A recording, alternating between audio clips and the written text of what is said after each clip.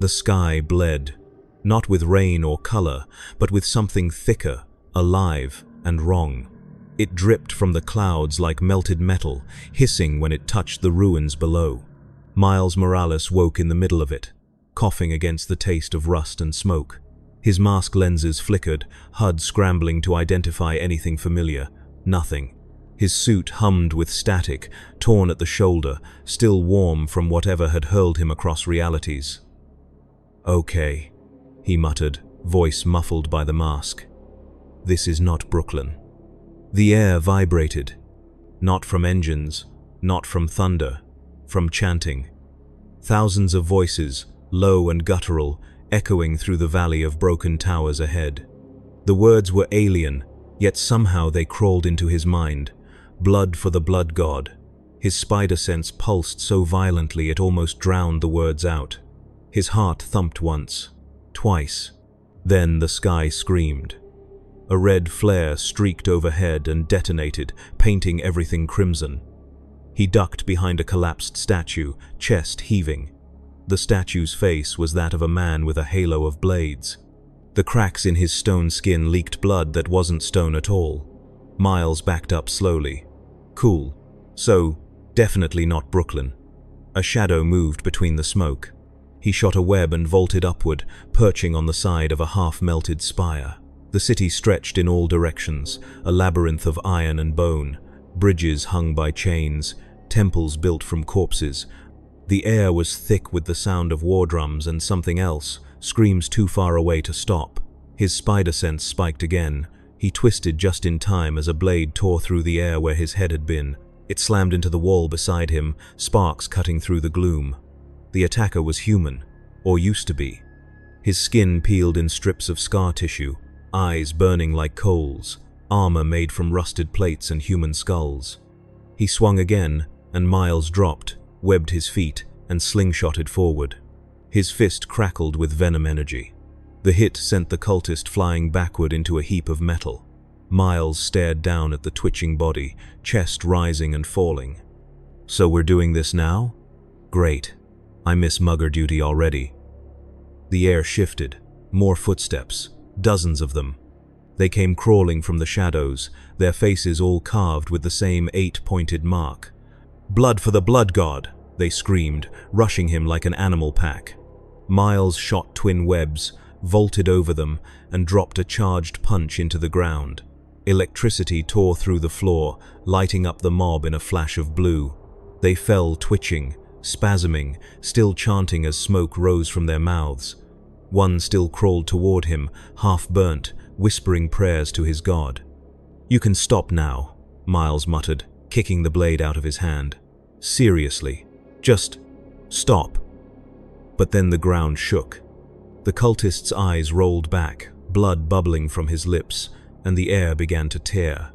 A circle of burning light formed, clawed open by unseen hands. From it crawled something red, horned and smiling, a creature whose very presence made the world around it hate itself. The daemon stood twice his height, sword dripping molten ichor, laughter rolling like thunder. "A new offering," it said, voice echoing in his skull. "Fresh flesh for the Lord of Skulls." Miles swallowed hard. His spider sense screamed so loud it was pain now. "You talk too much," he said. His voice cracked. He didn't care. The daemon lunged. Miles flipped aside, the sword carving through the street, throwing sparks the size of his hand. He fired webs, useless. They hissed and burned away on contact. Cool, fireproof webs. Awesome. He jumped again, closing the distance. His fists glowed blue and gold, the charge humming through his veins. He punched the daemon's chest. It barely flinched. The second hit cracked a rib. The third blew it off its feet. The shockwave rippled through the street, scattering the ashes of the dead. The daemon hit a wall and disintegrated into smoke, its scream echoing even as its body vanished. Miles stood there, panting, hands trembling from the venom discharge. The air was still. The chanting had stopped. And then it began again, louder, deeper, miles away but spreading fast. The city had seen him. The city had heard him. "Oh no," he muttered. They're gonna think I'm one of them. He climbed to the highest point of the ruin and looked out. In the distance, a cathedral rose, impossibly large, its towers shaped like blades, its windows glowing red from the fires inside. Rivers of people flowed toward it, their armor clanking, banners stitched with skulls. Above them circled black-winged shapes, demons, hundreds of them. At the center of the cathedral's spire, a tear in the sky burned like a wound. Through it, something enormous stirred. Miles crouched low, heart pounding. His spider sense pulsed again, constant, urgent. It wasn't warning him about what was near, it was warning him about everything. He whispered to himself, "You got this, Miles. Just another day, fighting a planet full of psychopaths and hell monsters." The lie felt thin even to him. He fired a web and swung toward the cathedral. The cathedral grew larger the closer he came, until it blocked out the bleeding sky, its spires like knives stabbing upward into clouds that bled sparks and ash. The chanting grew louder, each syllable pounding through the air like a hammer blow. Miles landed on a broken bridge, the metal trembling beneath his boots. The heat rising from the chasm below smelled of burning meat. He could see the worshippers gathered at the cathedral gates. Thousands of them, faces painted with blood, some wearing the skin of others as trophies. At the top of the stairs stood armored giants, each one taller than a doorframe, their armor red and bronze and slick with gore. They carried chain axes that screamed with every swing. World eaters. Miles swallowed the lump in his throat and whispered, "Right, cool. So we're dealing with demon gladiators now." He watched as the crowd parted and a massive figure emerged from the cathedral doors. It wore armor that looked grown rather than forged, covered in the skulls of its victims. Its eyes were molten gold, and its voice was a bellow that shook the city. "The blood god watches, the weak will feed his throne." The crowd answered with screams that were half worship, half madness. Miles crouched low, trying to think. He could feel the tremor under his feet, the steady beat of something vast moving beneath the cathedral. "Okay," he muttered. "Step 1, don't die. Step 2, figure out why this place looks like Hell's theme park." He fired a web and swung through a broken window high on the cathedral wall. Inside was worse. Chains hung from the ceiling with bodies on them, their faces twisted into frozen prayers. Firelight painted everything red and gold. Statues of horned gods towered over rivers of blood. The smell was so thick it clung to his tongue. His spider sense buzzed softly, warning him of something alive nearby. He crept through the dark hall, boots echoing on stone. From the corner of his eye, he saw movement. A child, pale and shaking, crawled from behind a pillar. Her eyes were wide, her voice hoarse. "You have to go," she whispered. "He sees you." Miles knelt, lowering his voice. "Hey, it's okay. I'm here to help. Who sees me?" The girl's eyes filled with tears. "The Blood Prince." Before he could answer, the wall behind her exploded. A gauntleted hand bigger than his torso shot through the dust, grabbing him by the chest. He fired webs, but the hand yanked him out of the hallway and into a vast chamber filled with screaming worshippers. He hit the floor, skidding through blood and ash. The crowd roared. On the throne of bones sat a giant in spiked armor, a daemon engine fused into his chest. His helmet was shaped like a skull, crowned with brass horns. "Another challenger," he thundered. "The gods send me prey," Miles groaned, pushing himself up. "Man, why do the big ones always talk so much?" The Blood Prince stood, towering over him, his blade a slab of metal taller than Miles was. He swung, and the world split open with the sound. Miles barely dodged, rolling to the side as the sword carved through stone and left molten streaks. He fired webs at the ceiling, yanked himself up, and launched downward with a venom-charged kick. It hit the giant's chest and exploded in blue light. The prince staggered but laughed, a deep sound that shook dust from the rafters. "You bleed lightning. You will scream lightning too." He grabbed Miles by the leg and hurled him across the chamber. He crashed through a column and rolled to a stop near a river of blood. His body ached, his lungs burned, but the pain felt sharp, real. It kept him moving. He fired webs again, dragging himself to his feet. "You want to scream?" he said, voice rough. "You first." He dashed forward, dodging another swing by a hair. The air itself seemed to burn around the blade. He slid under it, planted his hands, and drove both feet into the daemon's knee. Electricity burst out, ripping through the metal like fire through paper. The giant dropped to one knee, bellowing in rage. Miles didn't stop. He climbed the creature's armor, fists slamming into gaps in the plates, venom pulsing bright with every hit. "You're not the only one who bleeds," he shouted. The prince's hand shot up, catching him mid-air. The grip was iron. It squeezed, crushing his ribs. "Your soul will boil in the skull pits." Miles gasped, vision flickering. Then instinct took over. The charge built inside him like a scream. His body flared in light, and a shockwave burst from his skin, throwing the prince backward. The throne shattered behind him, the daemon crashing into the wall hard enough to make the whole cathedral tremble. Miles fell, landing hard. The world blurred, colors mixing with pain. He looked up through the haze as the Blood Prince rose again, armor cracked, eyes burning brighter. "You fight well," it growled. "Your heart belongs to Khorne. I will carve it myself." "Sorry," Miles muttered, staggering to his feet. "Already got a religion." He fired a web straight into the daemon's eye slit and leapt, both hands glowing blue. He slammed his fists into the same spot with everything he had. The explosion tore the mask apart, revealing a face made of molten bone. The creature screamed as its head caved in and its body collapsed into ash. The noise of the crowd broke into chaos. Some screamed in fear, others knelt, chanting louder. Miles stood in the middle of it all, trembling, his body drenched in sweat and blood. His spider sense hummed again, not as a warning, but as something else. A feeling. The tear in the sky above the cathedral widened. He looked up and saw what they were all waiting for. Something colossal, with wings of fire and a crown of skulls, was pushing through the veil. Its roar made the air turn solid. Miles felt his knees weaken. Oh no, no. The blood god himself was sending something worse. He had killed a prince, and now the king was looking his way. The first claw broke through the sky, dripping fire, the second dragging a chain of screaming souls. The creature that stepped through was so massive it made the cathedral crumble beneath it. Its face was a forge of rage and teeth. Miles's mind blanked. The only sound was his heartbeat. He whispered, "Think, Miles.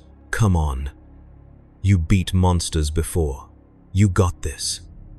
His spider sense told him he was lying. The god's voice rolled through the ruins, shaking the dead back to life.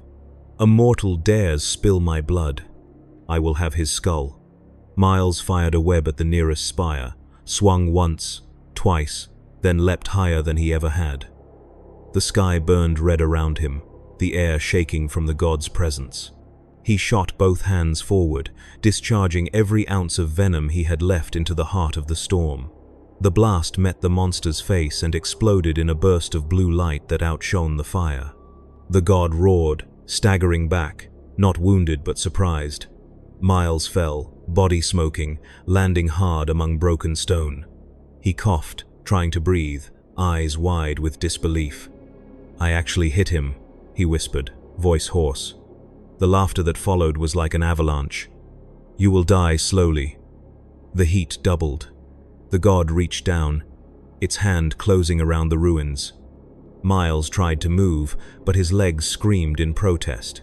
He crawled, pulling himself toward the only doorway still standing. The world burned behind him. He looked back once. The god's eyes were suns. Then, out of nowhere, the ground cracked, and a beam of light tore through the sky. The god recoiled, roaring. A ship hovered above, its hull covered in golden seals and burning scripture. The voice that came from it was sharp and cold. "By order of the Inquisition, this world is condemned." The ship fired again, vaporizing part of the city. Miles watched the god recoil further, wings folding as it faded back into the warp. The Inquisition had come, but not to save anyone. He dragged himself into the shadows as fire rained from orbit. The world he had landed on was burning, the god banished, but the price was everything. The cathedral collapsed into itself. The chant stopped. The city fell silent except for the hiss of falling ash. Miles lay on the ground, chest rising weakly. He looked up at the burning sky and laughed once, dry and bitter. Guess I saved the day, kinda. Then the light faded from his visor, and darkness took him. Darkness was not quiet in this world. It whispered, it breathed. It pressed against Miles Morales like a living thing. When he woke, it was to the sound of wind scraping across stone, and the distant echo of something howling where no lungs should be. His suit was cracked in several places, its power core flickering, the HUD bleeding static over every reading.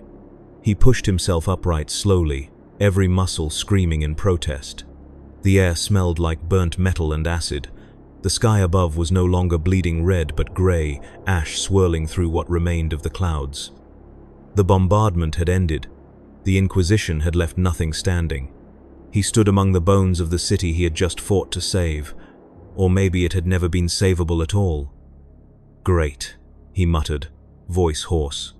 Saved a planet by letting it die. 10 out of 10, Spider-Man. His laugh was dry, small, and hollow. A fragment of his spider sense twitched to life again, faint but sharp, pulling his attention toward the ruins of the cathedral. He could still feel something there. Not the blood god, not the daemons. Something else. Something human. He limped across what used to be a plaza, passing the half-melted statues of saints and monsters. The fires had burned themselves out, leaving only black smoke that rose in lazy spirals. The silence here was heavier than any scream. He found the girl from before half buried under a pile of cracked marble. She was alive, barely. Her eyes opened as he lifted the stone away, her voice a whisper. "You stayed." "Yeah," he said, trying to smile. "Guess I don't know when to quit." He knelt, checking her pulse. Weak, but there. "We need to get you out of here."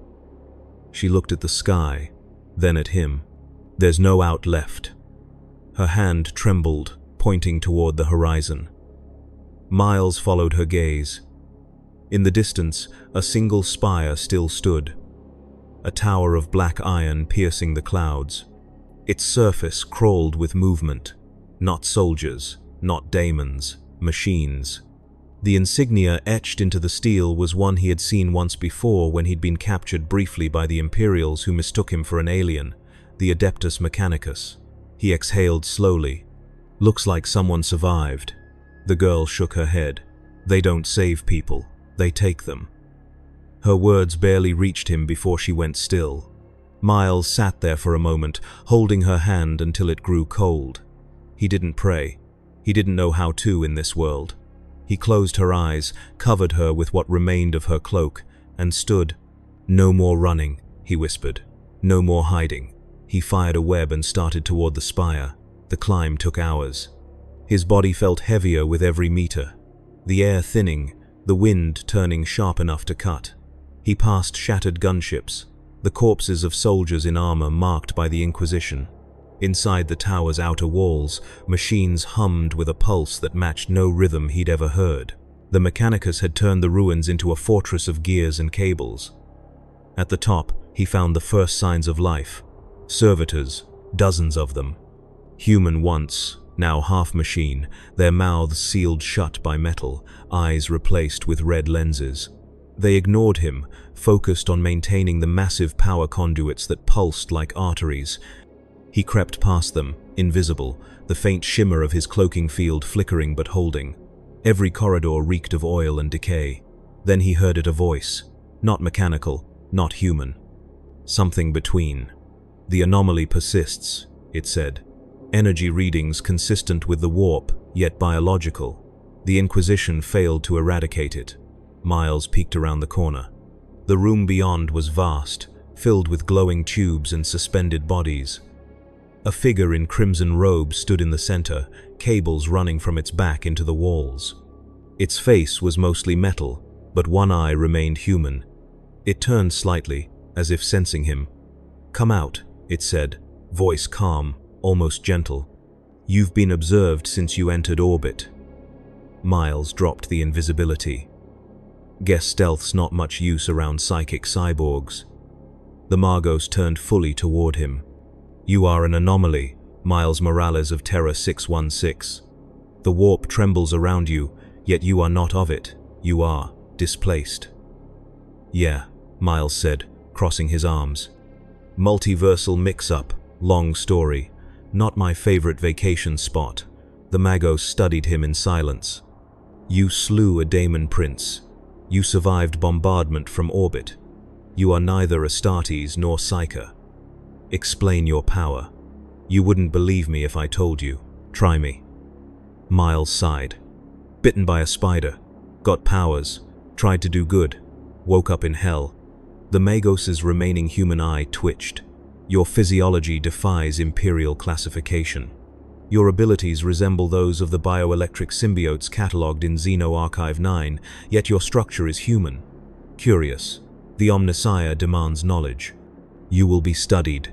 Miles tensed. "Yeah, hard pass. I've seen how you study people." "Refusal is illogical," the Magos replied, raising a mechadendrite. The servitors turned their heads, their lenses focusing on him. Miles's spider sense went wild. He jumped backward as the first servo arm fired a bolt of electricity at him. He rolled, dodged another, then fired webs at the ceiling, swinging across the room. The Magos moved with machine precision, its arms blurring as plasma bolts hissed through the air. "You cannot escape," it said. "The flesh is weak. The machine endures." "Yeah?" Miles shot back, flipping over a console. "Let's test that theory." He charged his hands, slamming both palms against the floor. The venom blast arced through the metal, shorting out half the servitors instantly. Sparks rained down like fireworks. The Magos stumbled, its mechanical limbs twitching. "Blasphemy," it hissed. "Interference with sacred circuitry is forbidden." "Guess I'm not big on religion either," Miles said, firing a web that wrapped around the Magos' remaining human arm. He yanked, pulling it forward, then drove his fist into its chest. The impact sent shards of metal flying. The Magos crumpled, its mechanical voice stuttering. "You will be catalogued." Miles crouched over it, breathing hard. "Not today." But then the lights shifted. Red runes crawled up the walls. The floor began to hum. He turned slowly, realizing the Magos had triggered something. A containment field flared to life around him, thick blue light closing him in. "Of course," he muttered. The Magos' voice came through a broken vox. "Even in death, the Omnissiah records. You will serve as data." The air shimmered. The walls of the containment cell rippled like water. Then he saw them, dozens of glowing eyes opening in the air around him, not mechanical, not human, warp entities. The daemon fragments left over from the battle had been drawn here, feeding on the energy of the machines. The room bent, the shadows twisting into claws. "Oh, great," Miles said softly. Round 2. The nearest shape lunged, a mass of teeth and ash. He dodged, left, right, leapt high, fired webs to pull himself free. His punches left trails of blue light in the dark. Every hit burned a hole through the warp thing, but more kept coming. The air was alive with whispers now, voices promising him rest, victory, power. His spider sense flickered between warning and overload. He fought until his arms ached, until his chest felt hollow, until the last of the venom light dimmed in his palms. When the final creature fell apart into smoke, he was on his knees. The containment field had shattered, but the room around him was in ruins. The machines had gone silent. The Magos was gone.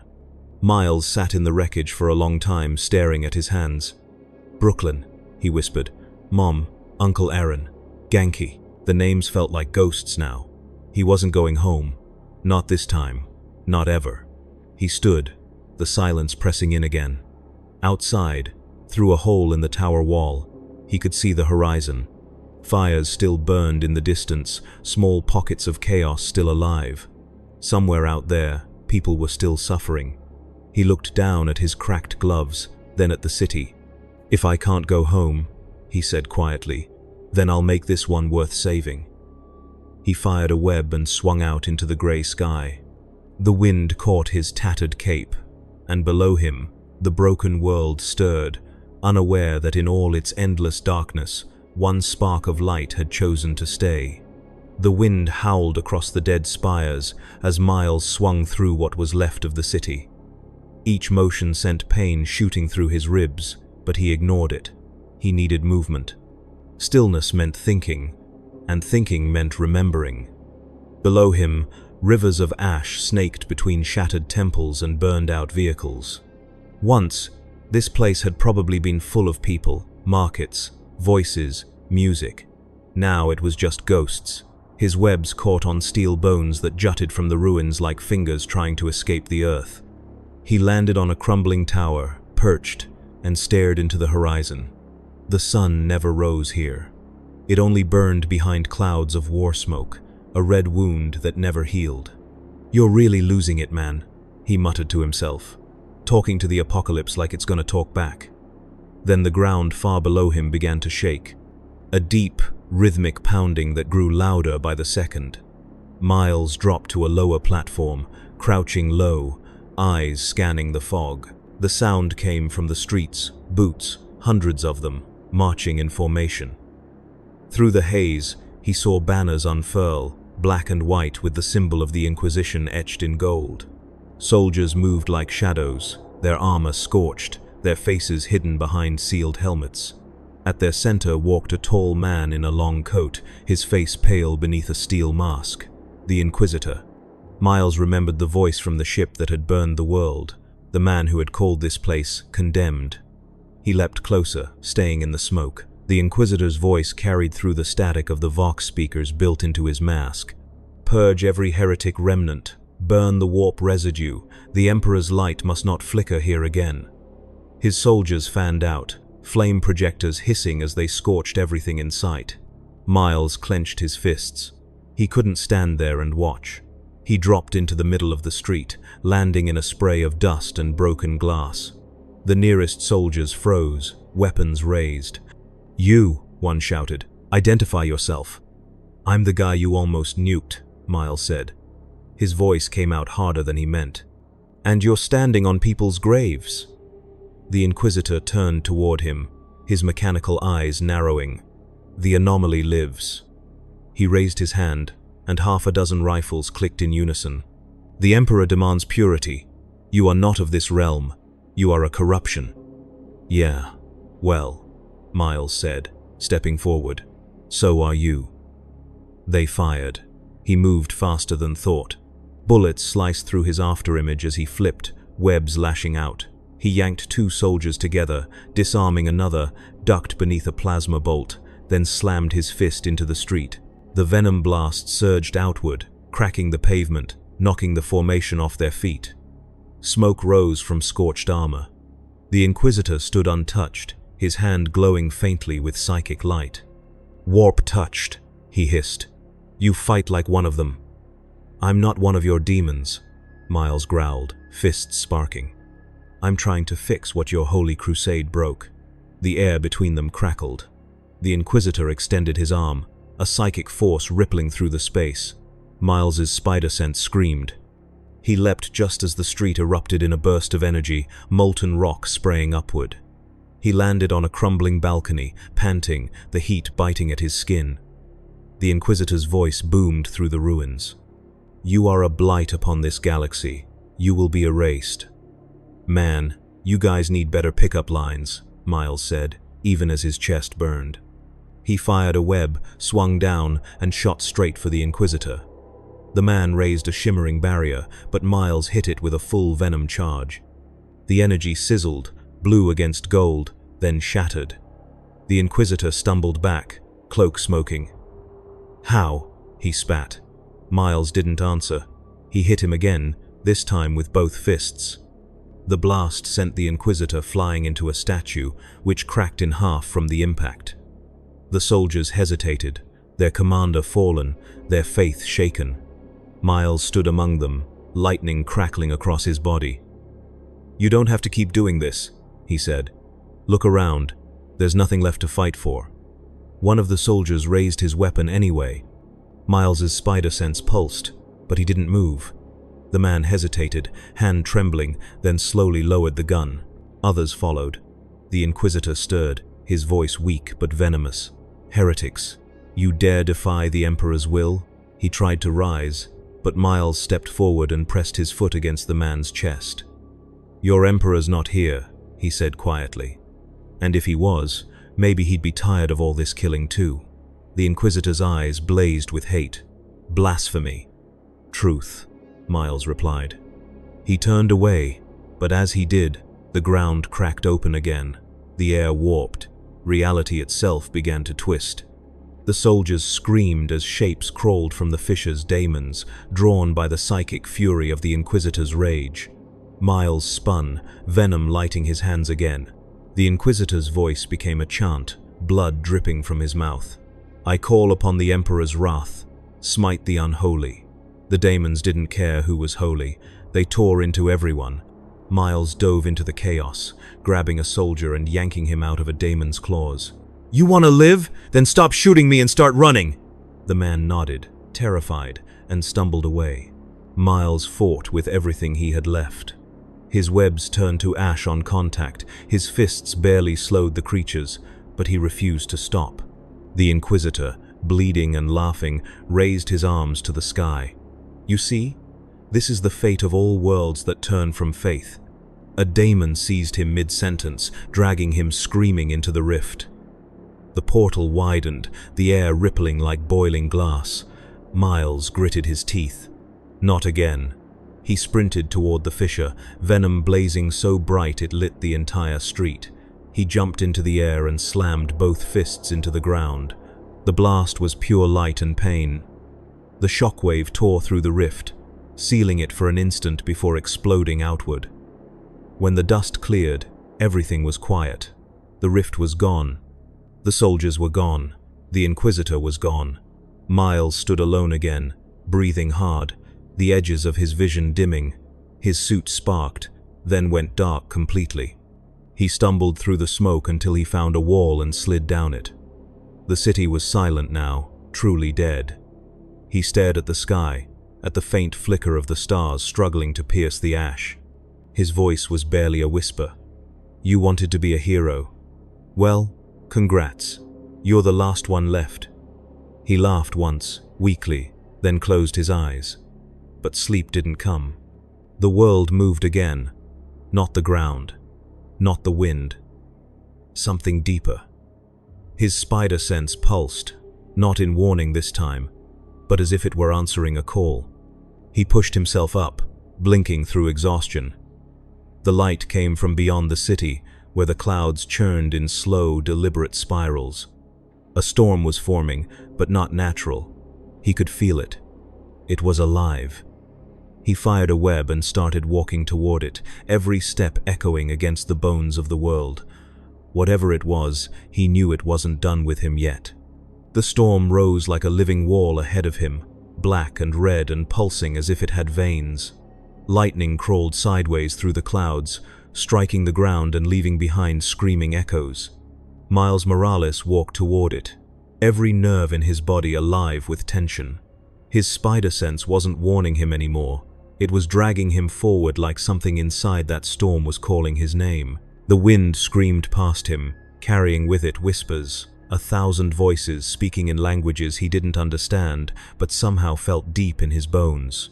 He stopped once, staring up at the sky as the first drops of burning rain began to fall.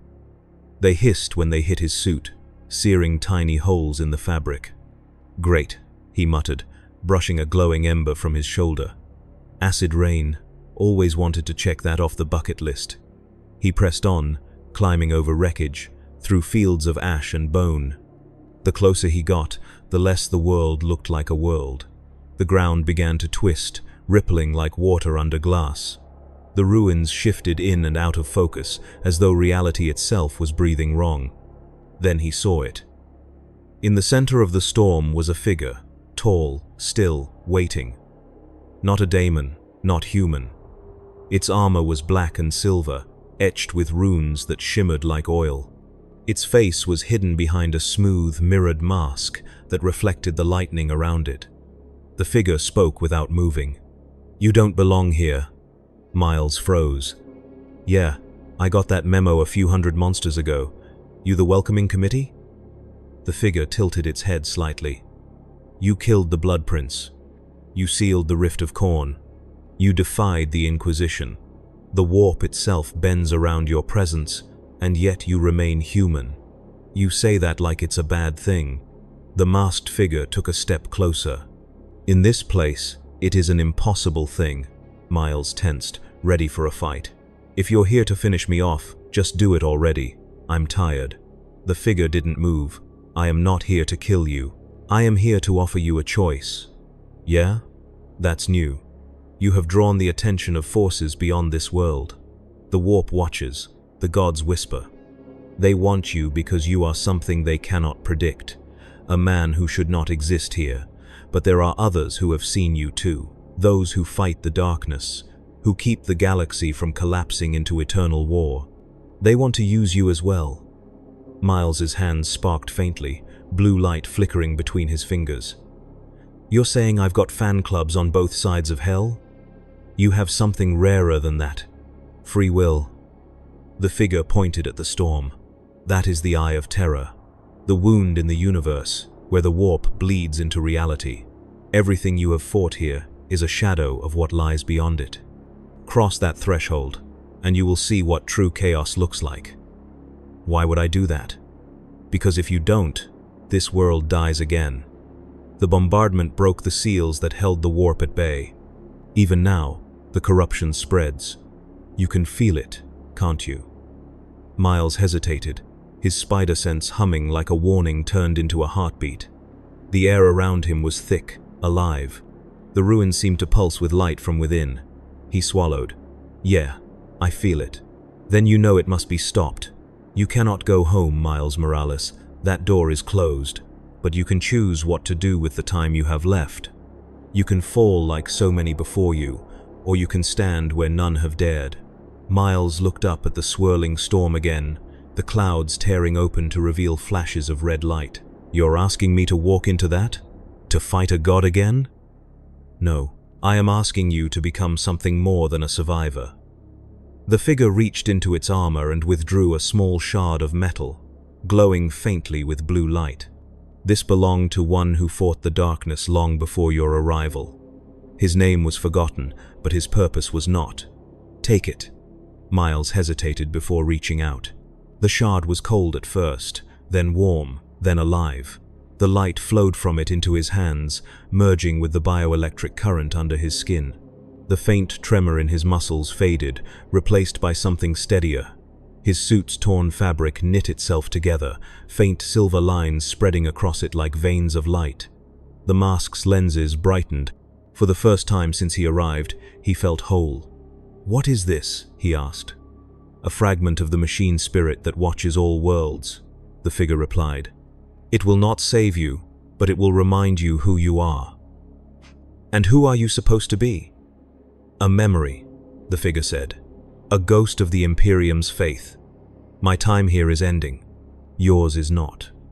Before Miles could answer, the storm's edge expanded, swallowing the figure in a blaze of light. He raised his arm to shield his face, but when he looked again, the figure was gone. Only the shard's faint hum remained, echoing with a rhythm like a heartbeat. He turned toward the storm.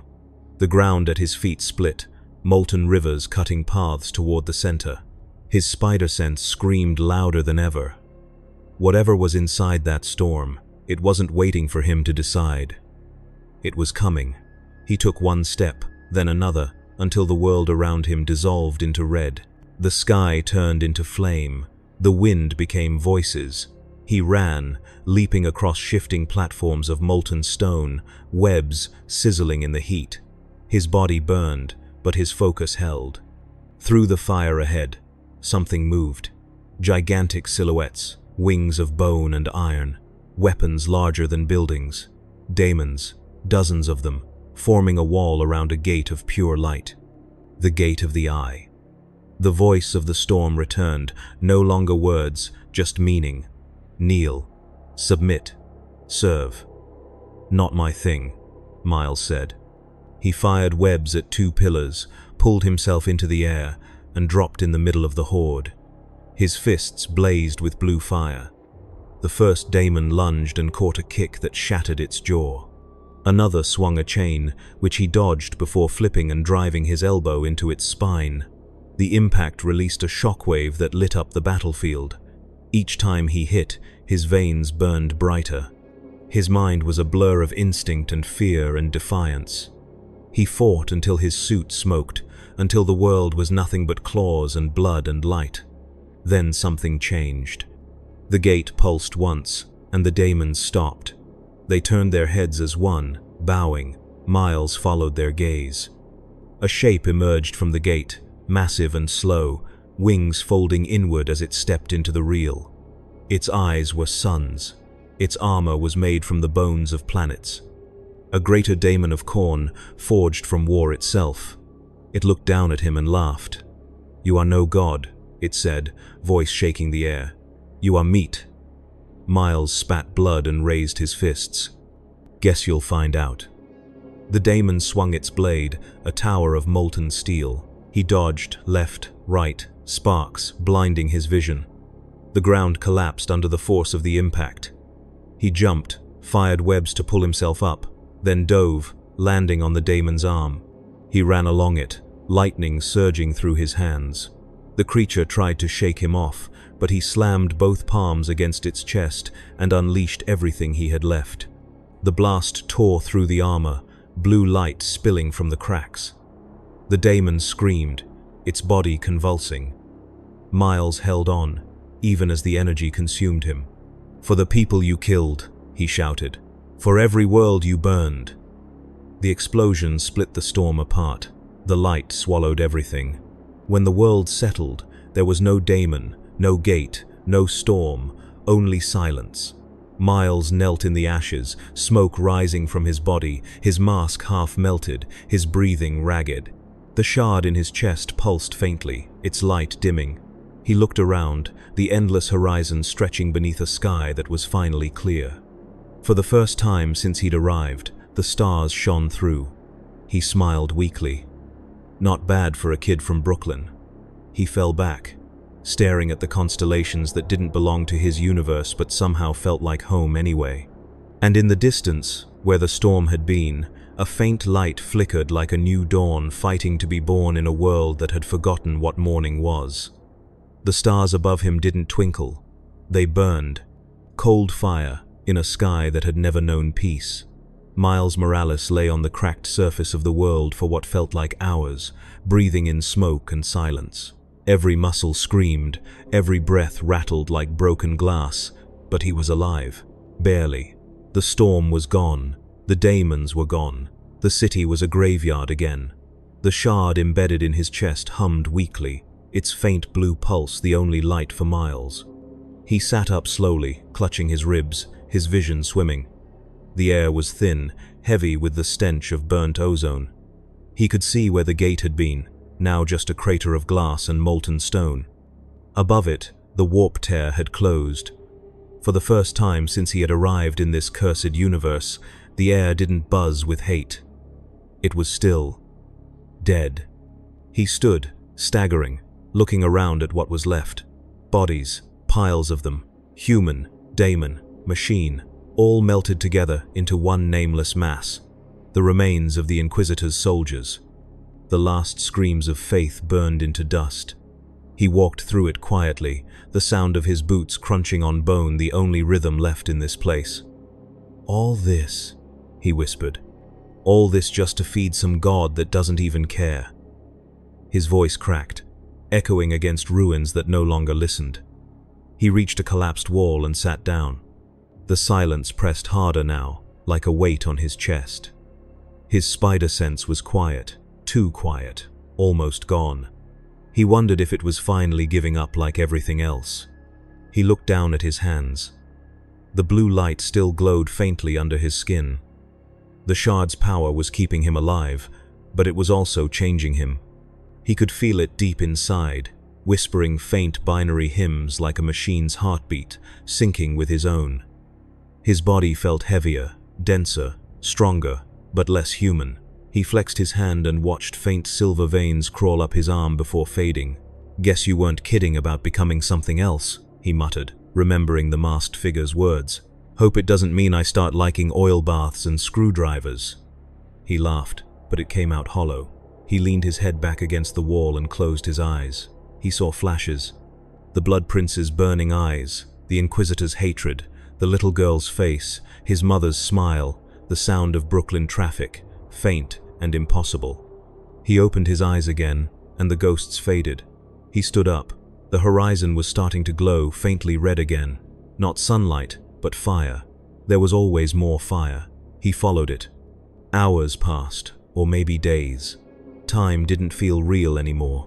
The land had turned to glass plains and black ridges, where Daemon Ichor had hardened into spires.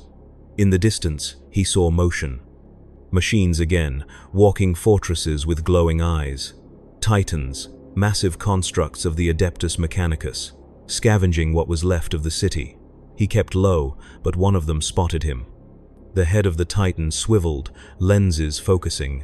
A crackle of vox noise broke the air. Unidentified life form detected. Human biological signatures corrupted. Classification unknown. A dozen smaller automata detached from its legs, flying toward him in a swarm of metal wings. Miles sighed, rolling his shoulders. "Man, you people never quit." The drones fired, bolts of plasma scorching the ground around him. He sprinted, webbing himself toward a ridge, flipping over debris, sliding under beams of light that tore holes through the earth. His webs stuck to the Titan's armor, and he yanked himself upward, landing on its side. The machine trembled, gears whining. "Unauthorized contact detected," it said in a flat mechanical tone. "Commencing purification protocol." "Yeah, let's not," Miles grunted, slamming his fist into the hull. The venom blast surged, electricity snaking through the metal plates. The Titan roared like a dying god. Its lights flickered, and its weapons went still. Smoke poured from its vents. He ripped open a panel and climbed inside. The interior was a nightmare of cables and servitors. The machine had people inside it, half melded into the controls, their eyes open but empty. "Oh man," Miles whispered. "You didn't even get a choice, did you?" One of the servitors turned its head toward him, mechanical jaw creaking. "The machine is eternal." "Yeah, I got news for you," he said softly. "Nothing is." He tore out the core conduit.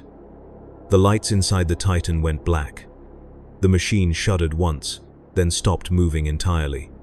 Outside, the sky had started to darken again, but this time it wasn't chaos. Storm clouds gathered naturally, rolling across the horizon. Real weather. Maybe the first this world had seen in centuries. Miles climbed to the top of the dead Titan and sat there, staring at the horizon as rain began to fall. Real rain, cold, clean, cutting through the ash. It hit his face, washed the blood from his suit, ran down his arms in streaks of gray water. He breathed in, slow and steady. It smelled like earth, like life. The shard in his chest pulsed again, brighter now. He could feel something through it, distant signals, faint and rhythmic. Not warp, not daemon, human. Somewhere out there, across the wasteland, something still lived. He stood, the rain dripping off his mask. "Guess I'm not done yet," he said. He jumped, landing hard on the glass plane, and started walking. The sound of thunder rolled across the world behind him, and for the first time since he had arrived, it wasn't a sound of destruction. It was a heartbeat. Days passed as he followed the faint signals. He slept under ruins, hunted when he could, fought off scavenger daemons that still roamed the wastes. His body adapted. The shard made him stronger, faster, harder to kill, but it also made him restless. He could feel it syncing with his spider sense, feeding it data, making it more than instinct. Sometimes he would wake before an attack even began, knowing exactly where it would come from.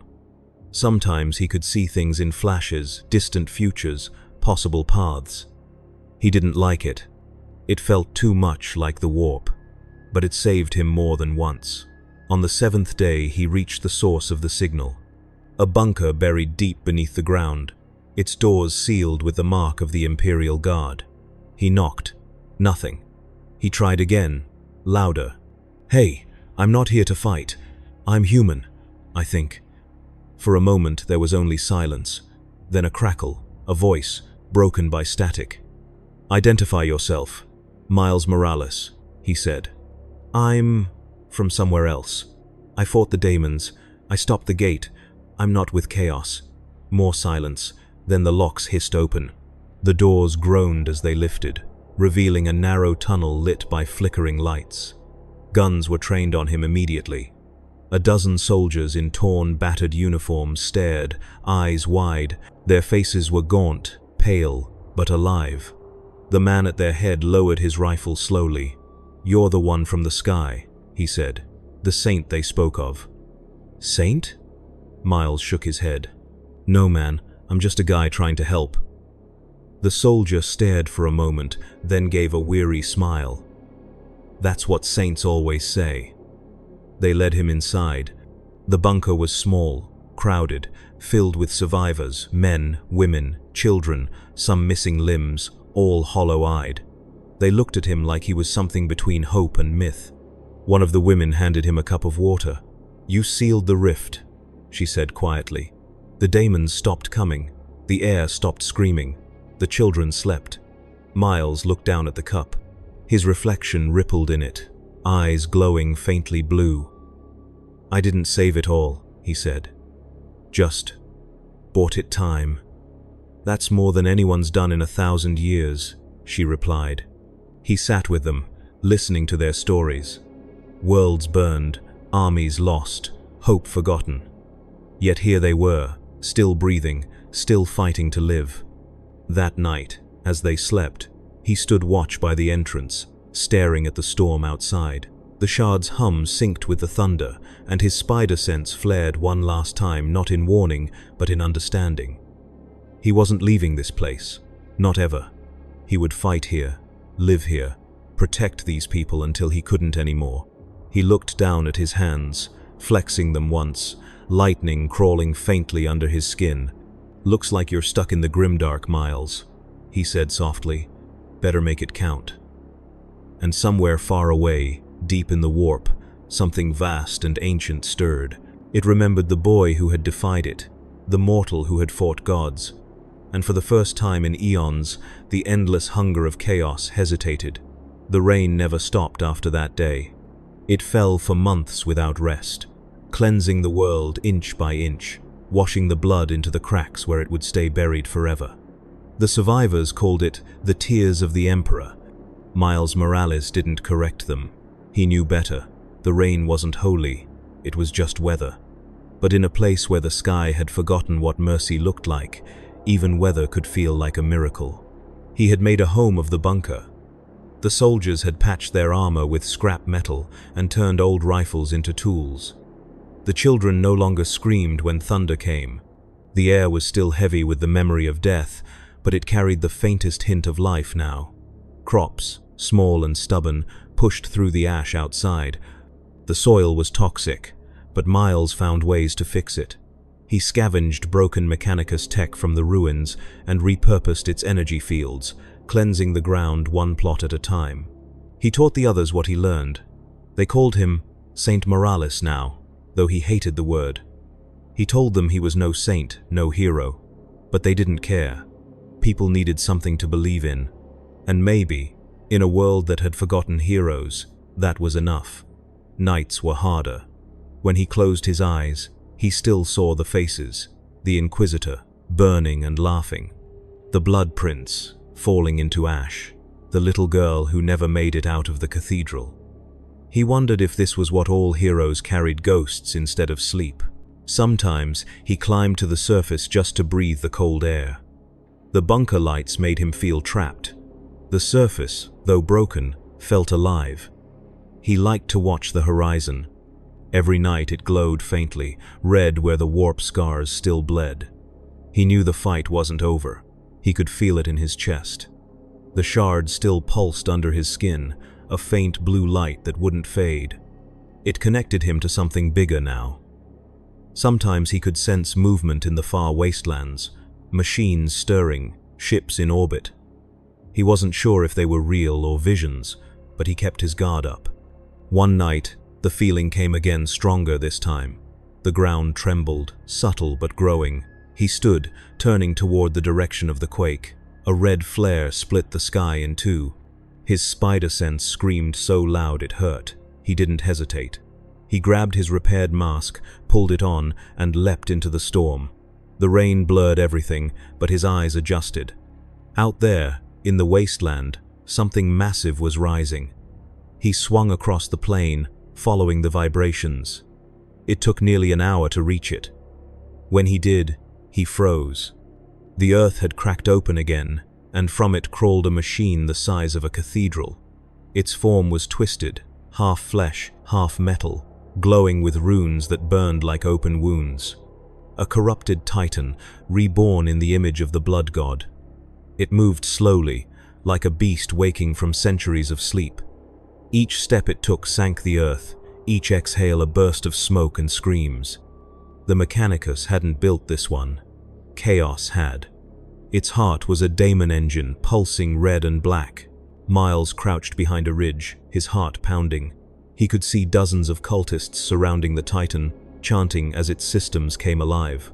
They had survived too, worshippers hiding in the cracks. Now they were rebuilding their god of war. He clenched his fists, lightning sparking along his arms. "You just don't quit, do you?" The shard in his chest answered with a faint hum. He jumped, firing webs at the machine's legs, pulling himself up. The heat burned through his gloves, but he didn't stop. He climbed until he reached the engine core, a massive cavity glowing red with daemon fire. He could see the cultists below, throwing themselves to the ground in worship. Inside the core, the face of something alive pressed against the metal from within. It smiled at him. "Back again, little hero," the voice said, deep and distorted. "Did you think the gods forget?" "I was hoping you'd take the hint," Miles said, planting his feet. "But fine, round two." The face laughed, the sound vibrating through his bones. "You cannot kill war.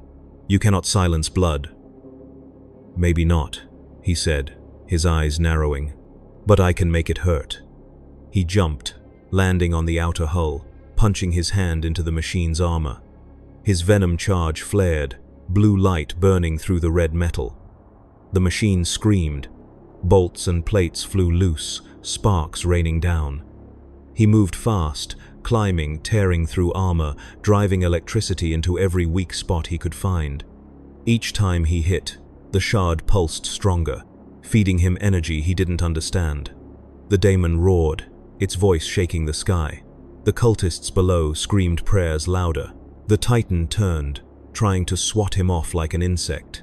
He leapt onto its arm, then to its back, planting a web bomb as he went. The explosion cracked open another vent, and molten blood poured out. "That's right," he said through gritted teeth. "Keep screaming." He reached the top, where the cockpit should have been, but there was no pilot. Just a throne made of bone, and sitting on it, bound by cables, was a corpse wearing the armor of the old Inquisitor. Its eyes burned faint gold. "You can't be serious," Miles said. "They reanimated you?" The corpse twitched, mouth moving in jerks. "Purity, through death. The Emperor sees all. Guess he's not a great listener," Miles muttered. The corpse raised one hand, and the Titan's cannons powered up, lightning crawling across their barrels. He didn't think. He sprinted forward, grabbed the corpse by the head, and drove a venom blast through its skull. The light flared, brighter than anything he had ever seen. The shard in his chest responded, the two energies colliding in a burst that tore the cockpit apart. The machine convulsed, roaring in agony. The daemon inside howled as fire erupted from every seam. Miles fell, landing hard on the ground below. He rolled, coughing, just as the Titan staggered, its frame collapsing in on itself. The explosion swallowed the cultists, their screams lost in the roar. When it was over, all that remained was a crater and rain hissing against molten metal. He lay there, staring up at the sky. The shard in his chest flickered violently, each pulse weaker than the last. He knew what was happening. It had burned itself out, saving him. He pressed a hand against it, whispering, "Not yet. Come on, not yet." The light steadied for a moment, then dimmed again, settling into a soft glow. Enough to live, maybe not enough to fight. He laughed quietly, the sound mixing with the rain. "You just had to be dramatic." He looked around. The cult was gone. The Titan was gone. But the sky, something was different. The clouds had split. Through the hole above him, real sunlight poured through, golden, clean, almost gentle. He stood slowly, the warmth hitting his face. He didn't remember the last time he'd felt sunlight. The survivors would see it too. They'd know the world wasn't dead yet. He smiled beneath his mask, weak but proud. He started walking back toward the bunker, every step heavy, but sure. The world was scarred, broken, haunted, but alive. And somewhere deep beneath his ribs, a quiet certainty grew. The blood god would return. The warp would open again. The Imperium would burn and rebuild, just as it always did. But as long as he could breathe, as long as his fists could move, this planet would have its spider. He whispered the words to himself, barely audible under the thunder. With great power comes one hell of a nightmare. And he kept walking, the blue glow of the shard flickering faintly beneath the armor, lighting his path through the storm. Sunlight did not fix the world, it only revealed how much of it still hurt. The morning after the Titan fell, Miles limped back to the bunker with the first real dawn on his mask, and the survivors met him at the hatch with the kind of quiet that makes words unniece. Seri. They fed him. They argued about calling the new gardens something holy.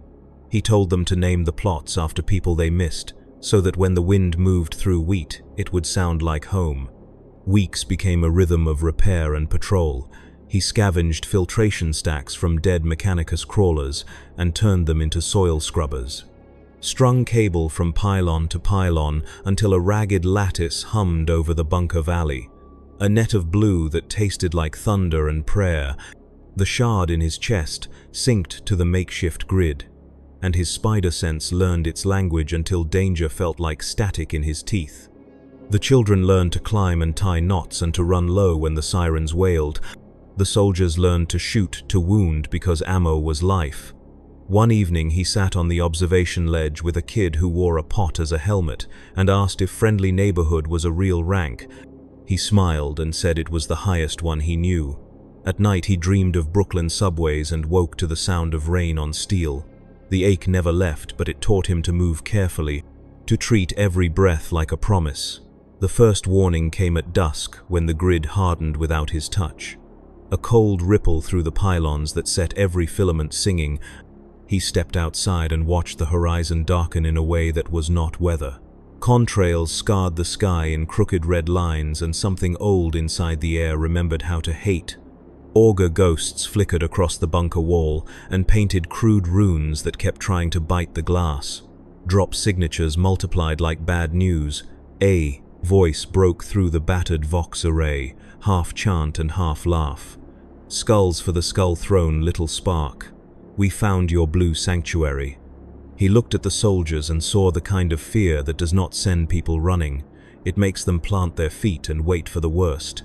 He called a council in the machine alcove and drew a bad map on a better table. The 3 anchor points pulsed in the valley beyond, brass altars feeding a newborn rift.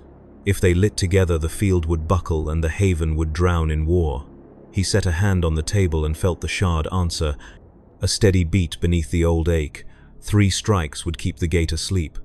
One man faster than a prayer. He told the sergeant to hold the line under the blue net and to fire only when the grid flared.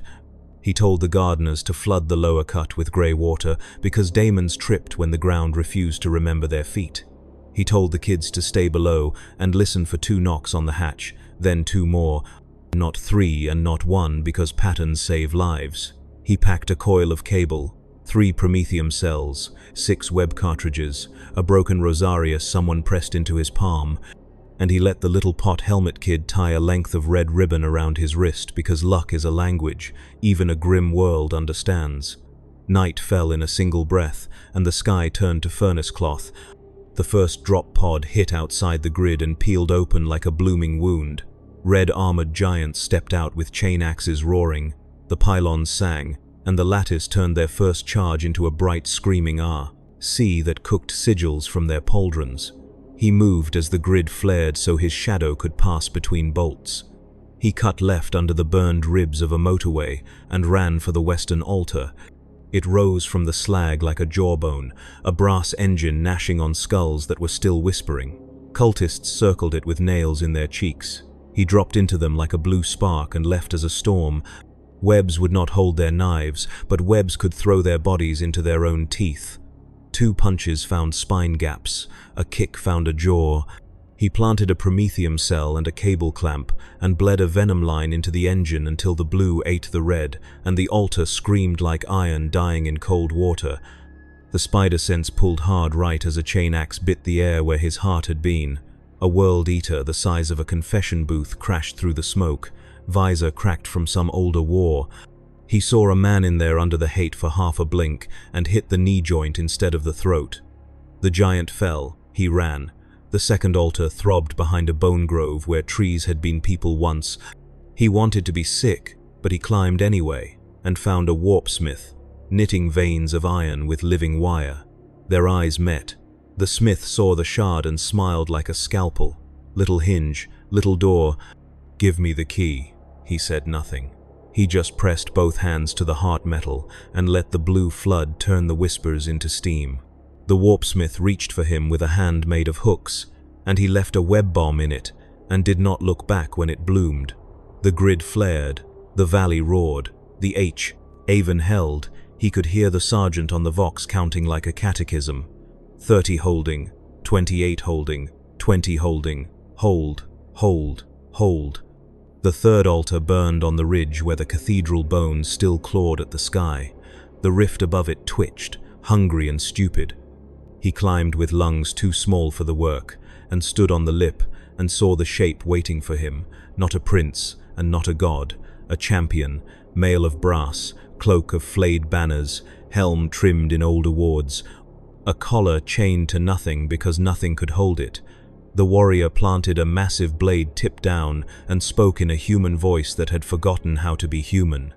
"You broke my prince and stole my war, little spark. You will pay your skull in kindness." Miles wiped rain from his lenses and felt the shard line up with his breath. "I have nothing you can use," he said. "I brought only bad news." The champion laughed like a wall breaking. "Then bring it and die." They crossed the altar in a blur of wet stone and edge. He did not try to meet the blade. He treated it like weather and moved where the storm was not. He bled the venom from his left and kept his right clean for leverage. Each touch against brass stole heat and memory from his hands. Sparks lit the rain. The champion adapted fast because death had trained him for 10,000 years. The blade learned Miles's rhythm and punished it. A glancing hit carved a stripe across his suit, and the burn sank to bone. The shard steadied him. He heard the lattice singing on the edge of shatter. He turned the fight, stepped inside the ark, pinned a gauntle to the altar with silk that hardened like glass for one heartbeat, drove a knee into a plate seam, tasted copper in his mouth and his own laugh. The champion head-butted him, and the world snapped. He fell against the altar and saw the rift open wider. A line of red drawn across the night like a grin. He thought of the bunker, of the kid with the pot helmet, of the gardens that were learning to be green. He stood because the shard asked him to, and because Brooklyn raised him mean. The champion roared and charged. He let the blade pass so close it shaved the ribbon from his wrist. He caught the hilt with webs and anchored the other line to a broken spire. The giant pulled. The spire held. The blade stuck for half a gasp, and half a gasp was all a spider ever needed. He slid, planted, and put both fists through the altar's engine. Blue fire met red hunger, and the world tipped. The rift hiccuped and tried to decide what it was. The champion tore free with a snarl and swung again. The blow took Miles off his feet and into the rain. He rolled through shards and ash and came up on a knee while the altar screamed itself apart. The rift above it folded like a wound that wanted to close but could not forget it was hurt. The grid wailed, pylons popped, lights flickered across the valley. He could hear the bunker cheer and cry in the same breath. The champion saw it too and made his choice. He left the blade in the dirt and came for Miles with both hands, no technique and all hate, the kind of rush that had ended empires. Miles let him come, took one step back to make room for the pass, to miss the future, then broke the habit of his whole life and did not punch once. He punched 3 times in the same place, a shoulder seam, a throat plate, the soft of an eye. Blue light crawled under brass like a truth. The champion fell to one knee, grabbed Miles by the throat, pulled him close enough to smell iron and old incense. Little spark. Even if you win, you lose. The gods always come back. Miles smiled with cracked lips and breathed lightning into the hate. Maybe, he whispered, but not tonight. The champion went still, then heavy, then ash in the rain. The rift shuddered and snapped to a sliver and then to nothing. The lattice quieted, the blue net softened from scream to hum. He stood alone on the ruined ridge and waited for his legs to remember how to be legs. The Vox coughed, and the sergeant's voice arrived like a friend who pretended not to worry. Grid holding, Haven standing. Saints and stars, kid, you did it. He laughed and almost fell with the sound. He looked down at the ribbon the blade had cut and tied the 2 ends together, because even damaged things deserved to keep their story. He walked back as dawn pulled color from the ash. The survivors met him on the kill field, and no one called him saint because they had work to do. They dragged wounded into the light. They stamped out fires with wet cloth and new curses. The children came last, and the pot helmet, kid, saluted like a soldier, because play is practice for surviving. Miles knelt and bumped knuckles and told him he had done perfect by staying put. In the command alcove, he marked 3 black X's on the Tage, EBAD map, and drew a circle around the haven and wrote one word beside it. Brooklyn. The shard in his chest pulsed once more. Not weak and not strong, just steady. He could feel other storms out beyond the horizon, starting to notice the quiet here. He could feel an orbiting shadow that might be the Inquisition, or might be worse, deciding if a blue glow was a threat. He felt tired in a way that felt like arriving. Outside, the rain eased, and the first true morning in living memory lit the bunker mouth and turned rust into gold. He stood there with muddy boots and bruised ribs, and let it warm his mask. He knew it would not last, and that was why it mattered. The war would return. The gods would gnash. The Imperium would love him until it feared him again. None of that changed. The simple fact that today a world had refused to die, and he had helped it choose that refusal. Behind him, the survivors argued about crop rows and water rations, and which watch got the good blankets. He listened like a man listening to music and whispered into the soft roar of the day. Almost there, almost enough. And when the siren hiccuped once with no follow-up and faded into a bird he did not know the name of. He let himself believe for 1 minute that endings could also be beginnings, and that even in the grim darkness you could write a line the universe did not expect and dare it to continue. The sun lingered longer that day than it ever had before, stretching its light across the torn horizon until the ruins glowed like embers that refused to die. Miles Morales stood on the ridge where the last altar had fallen, the wind brushing over him like an exhausted sigh from the planet itself. The blue lattice of his defense grid still shimmered faintly in the distance, flickering between life and sleep. He could see the bunker below, the fields, the smoke rising from cooking fires instead of war. It was fragile, imperfect, but it was alive. He had done that, not for glory, not for redemption, just because somebody had to. His mask hung from his belt now, his face exposed to the light.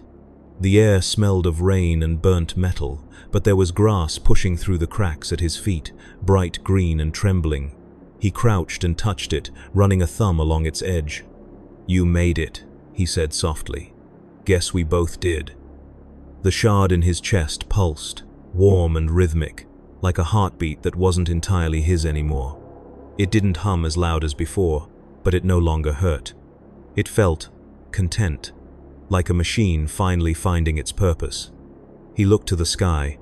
The clouds were parting, showing stars that did not belong to his old home but reminded him of it anyway. Brooklyn wasn't there, his mother wasn't there, Ganke wasn't there. But somehow, he didn't feel alone. The wind carried voices from below, laughter, hammering, arguments about tools and crops and water, all the noises that made a civilization sound alive again. He smiled, small and tired. His reflection flickered faintly in a puddle near his boots, cracked lenses and bruised eyes staring back.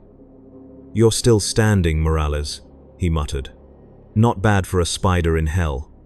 The wind shifted, and for a second, he swore he heard her voice, his mother's, soft and distant, saying his name the way only she could. He closed his eyes, not to chase it, but to remember. When he opened them again, the world was sharper, quieter, steady. Behind him, the sergeant climbed the ridge, her armor still scorched from the battle. She stopped beside him, following his gaze to the horizon. "We're rebuilding the eastern line," she said. "The soil's holding. The kids think the rain is a blessing from the Emperor." Miles chuckled. "Tell them it's just water." The sky finally cried it out. She tilted her head. "You really think this will last?" "I don't know," he said honestly. "But I think it'll matter." She nodded, the two of them standing in silence as the wind swept through the ruins. "They'll write about you, you know," she said. "The saint of the spider, the one who punched a god in the face." "They better not," he said with a grin. "I'm allergic to sainthood." She laughed, but it faded into something softer. "What'll you do now?" He looked down at the shard's glow. "Same thing I've always done. Keep swinging." The sergeant saluted him, old style, hand to chest. "Then may the Emperor or whoever's still listening watch your back." "He's got enough to do," Miles said. "I'll manage." She turned and walked back toward the valley, her silhouette fading into the smoke and light. Miles stayed. He wanted to see the last of the sunset. He wanted to see this broken world try one more time to be beautiful. The sky deepened into violet, and the first true night came without thunder or screams. For the first time, he could hear insects. He smiled at that. "That's what normal sounds like," he whispered. The shard pulsed once more, and his spider sense buzzed faintly, not in warning but in rhythm with the world. He breathed in, he breathed out. He reached into his belt pouch and pulled out the small medallion the girl had given him before she died, the double-headed eagle of the Imperium. It was scorched, its edges warped from the heat. He hung it from a piece of wire near the ridge, letting it sway in the breeze. "Guess I'm part of this place now," he said. "So we'll share the sky." He stepped back and looked at it one last time before turning toward the valley. Below, the children were running between the half-grown crops, their laughter echoing off the bunker walls. The soldiers were setting up lamps, the glow cutting through the mist like veins of gold. He walked down the slope slowly, feeling the pull of gravity and memory, each step heavier but sure. The shard hummed in time with his heartbeat, in time with the machines he'd rewired, in time with the people breathing below. The planet itself seemed to hum along with him, like a pulse too vast to name. He reached the entrance, ducked under the steel arch, and paused. The pot helmet kid stood there, clutching a rusted data slate, eyes wide. "Is it over?" the kid asked. Miles smiled. "For now. Are we safe?" "For now." The kid frowned. "You always say that." "Yeah," Miles said, ruffling his hair. "Because safe isn't something you get. It's something you keep making." The boy nodded solemnly and ran off to join the others. Miles leaned against the archway, watching them. The world beyond still burned faintly on the edges, and the stars above shimmered like watchful eyes. He looked up at them one last time and whispered, "You wanted me to find my place, huh? Well, I found it." He walked inside. The door sealed behind him with a heavy hiss, locking out the wind and the rain. Deep in the earth, generators hummed, lights flickered, and voices filled the tunnels. The sound was life, the kind that didn't need saving anymore. He moved through the hallways until he reached the command alcove. The map was still on the wall, marked with his bad handwriting and burn holes. He looked at the circle labeled Brooklyn and drew a second one next to it. Then he wrote a single word beside it, Haven. He stood back and stared at both names, his chest rising and falling. One for the world he'd lost, one for the world he'd earned. He smiled, turned off the map light, and walked toward the living quarters. The shard's glow faded to a heartbeat under his skin. Outside, the storm clouds rolled farther away, revealing a single line of dawn across the horizon. The first sunrise the world had seen in centuries. The light touched the medallion he'd hung on the ridge, and for a moment it gleamed bright gold before the wind carried it into the sky. Miles Morales was never seen by the Imperium again. Some said he died defending the Haven. Others whispered he became a legend of the warp, a ghost that hunted daemons and never slept. But among the survivors, there was only one truth: that when the night came and the thunder rolled, the lights over the bunker would flicker blue for just a heartbeat, as if someone was still out there, watching, swinging across the ruins, reminding the universe that even in the grim darkness of the far future, hope still had a heartbeat.